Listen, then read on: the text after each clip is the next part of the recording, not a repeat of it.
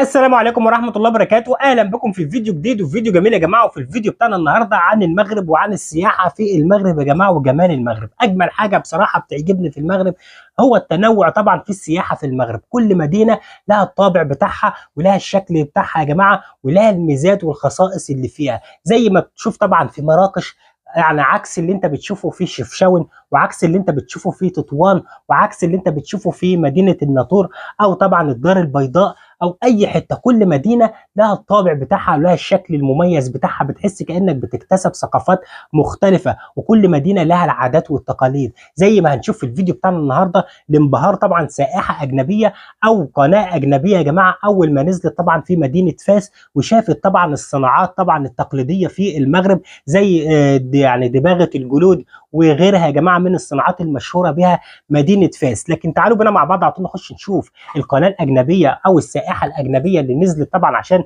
تغطي طبعا المشاهد الجميله في مدينه فاس. وطبعا معروف ان مدينه فاس ان دي المدينه العتيقه، يعني مدينه قديمه جدا يا جماعه، ولحد الان لسه محافظه على التراث والعادات والتقاليد اللي فيها. ودي اجمل حاجه بصراحه في المغرب يا جماعه، ان هم بيحافظوا على العادات والتقاليد وكل حاجه بتبقى زي ما هي. لكن تعالوا بينا مع بعض على طول نخش نشوف الفيديو ده ونرجع تاني. يلا بينا.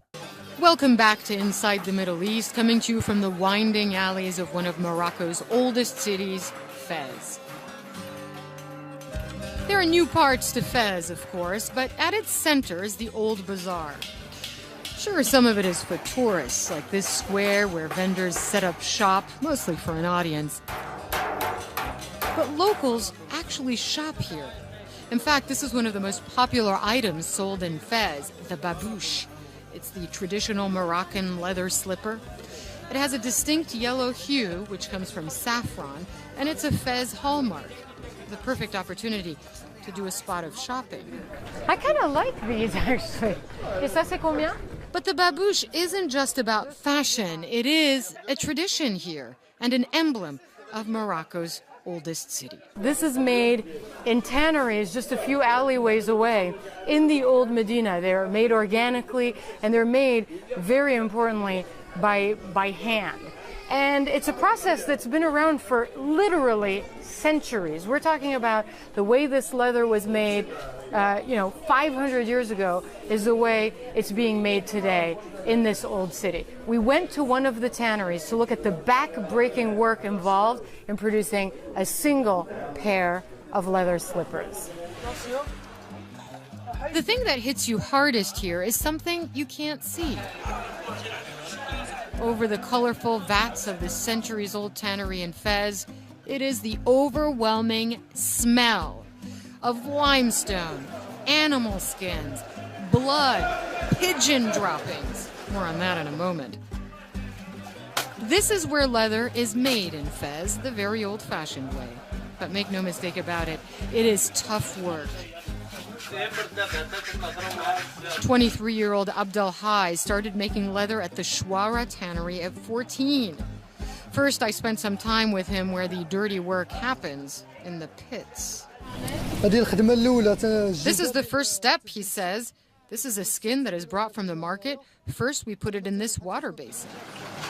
The hide, goat in this case, is cut open, soaked in water, limestone, and eventually a mixture including pigeon droppings to clean, treat, and soften the skin. Hopping from one vat to another, glad to get a little support, trying not to slip, and the young tanner takes a plunge in the vat. We do this 15 minutes every day for a period of time of 5 days, he tells me. 15 minutes every day for 5 days. It softens the leather. Joined by another tanner, the process of macerating, softening goes on. But as I look around, it becomes obvious Abdelhai is probably the youngest tanner here. Most workers were much older. Abdelhai tells me he got the tannery job because his father works here, as did his father before him. He takes me to meet his dad, up narrow stairs on an even narrower ledge, and into a dark room. هذا أبوك؟ مرحبا. مرحبا. That's his dad. This is really father to son. It's unbelievable. And he sits here all day and finishes these pieces of leather. But the practice might well end with this generation. Abdelhai admits the work is exhausting, and that his friends would rather study than spend their days waist deep in smelly water, that he would have wanted to become a police officer, and that his real dream is to make it as a boxer. I box, but I can't participate in championships because I'd suffer here in my job, he tells me. And if you leave the leather for a long time here, you risk losing it. I can't travel for championships. Meanwhile, back in the pits, the work continues. On the rooftops, the final step in the preparation of the leather, the yellow hide dries, dyed with saffron, and bakes in the bright Moroccan sun. How long until this traditional handmade leather becomes a thing of the past? Well, the older tanners, like Ahmed Shawki, say soon, possibly very soon. This job, they say, once so lucrative, could disappear entirely. The young generation do not work here because the craft is so difficult, he tells me. They can't go into the water basins and carry water buckets because they are too heavy for them. Then if they fall down, there's no insurance. I mean, if he broke his arms or fell, no one will care about him. Shawki shaves the hide until it's soft and supple. He learned to do this as a child. The most experienced of the workers here do this. It takes skill.